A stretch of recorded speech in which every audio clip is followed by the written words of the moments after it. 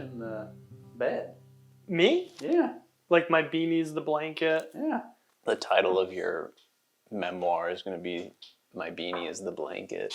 The Chris Salomone story? Yeah. If I laid in this bed, I might be in the bed in the picture and you guys wouldn't know because I'd be so camouflage. I want to use these spider legs to make something, mostly because I was scrolling through the website and I saw this guy and I thought, that's a cool looking guy without a C on his hat. Is that Stephen Merchant? I can never get a desk that's high enough. Like your desk here is too low for me. And so I have to construct kind of writing desks. No. Wow, this got pretty existential. Yeah. Who do I really look like though? Come on, guys. There's the guy on CSI. Yeah, people always give me that one. I look like the CSI guy. Me? You? Yeah. Anyway, spider leg table, spider legs, whatever. I want to use some of them to make a coffee table. So my basic idea was to do something dual height. So I was thinking I'd go 16 inches and 6 inches. Let's just go through chronologically of ideas that I had as I drew. This one, looking at it now, reminds me of the Gran Turismo logo. A little bit. This GT. It looks like the DoorDash D. Yeah. Actually, your thing that you made looks like that. What thing did I make? Your broadcast, whatever. You're thinking of the little bench, plywood bench. DoorDash much. Tried a 3-legger. Didn't much care for it. Yeah. Seems unwieldy. Now then Dolores said, what about doing like some kind of planter stand thing? And so I don't know what I was doing actually, but I don't like this. That leg in the middle looks superfluous. Mm-hmm. Yeah, that's true. It's just like, there it is. I didn't even draw the back legs. I didn't even bother with them. It's physically impossible. Still thinking about the low legs, don't like it. I think this was my favorite at the time, and then I found out about the 12-inch legs. Here we go. Now we got the legs all modeled up. Started with this one. Wasn't feeling it. Here's what I ended up with. Then I was like, wait a minute. Do I really want to do that like method of making stuff where you just have to... Repeat? Yeah.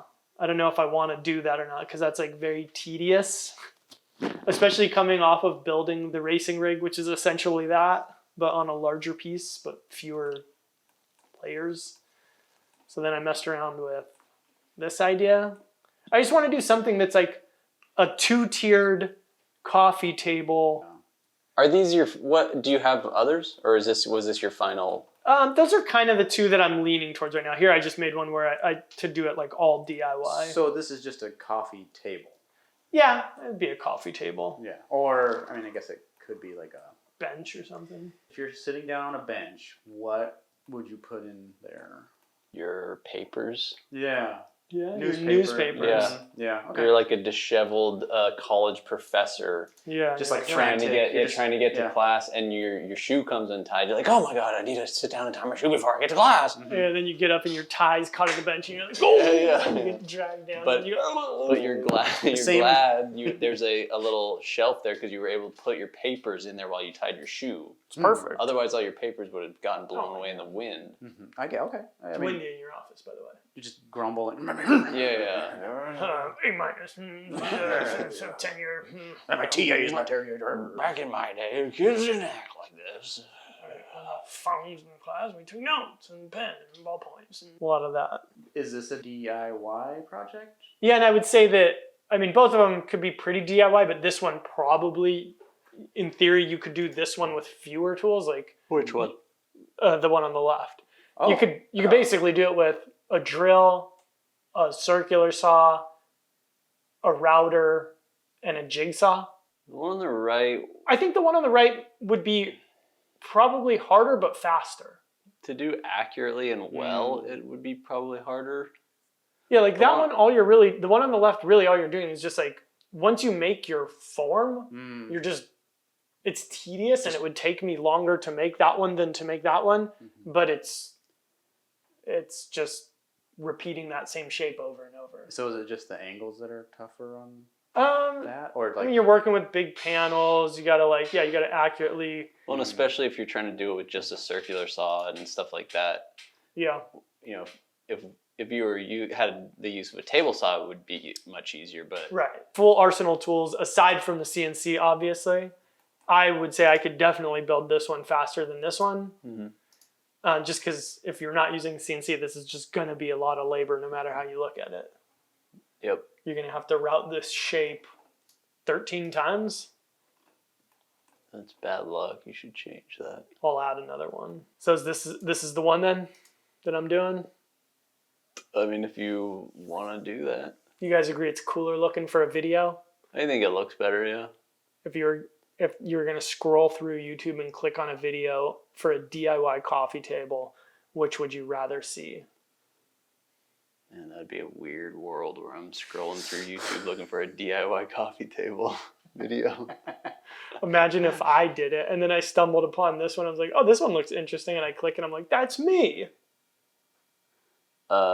Anyways, yeah, I would just click the one on the left. Definitely would click it. Click it or take it. Yeah. All right, I think we're good with this. I'll Get started. Yeah. Well, actually, I should probably measure the legs to make sure that they are, in fact, because they're supposed to be 12 and 16. I got to make sure that the difference in this actually is 4 inches. Yeah. Because if not, then I'll want to redesign. I'll need to remodel this. Something for a tells me they'll be just fine. Yeah, that's true. I'm sure they should be within a 16th, and that's not going to make a difference. You could always, if they're off a little bit and it doesn't sit right, you could always just level it with cups of epoxy under each foot. I heard that was a gimmick. Ooh, look at that. Crazy. What? It's like 10:30 at night. Dark it is. All right, so I guess the first thing I should look at is, like I was saying, making sure that they actually are 4 inches different from one another. Let me go grab a ruler.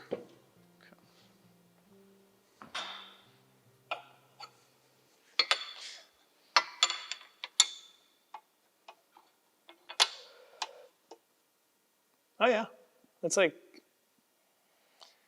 dead nuts, 4 inches. Come take a look at this.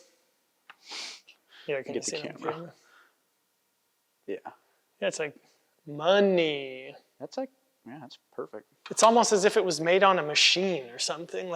I don't know if it's a laser cutter that cuts out the shape and then it stamps it so that then they can fold it and then they have the welds on the inside.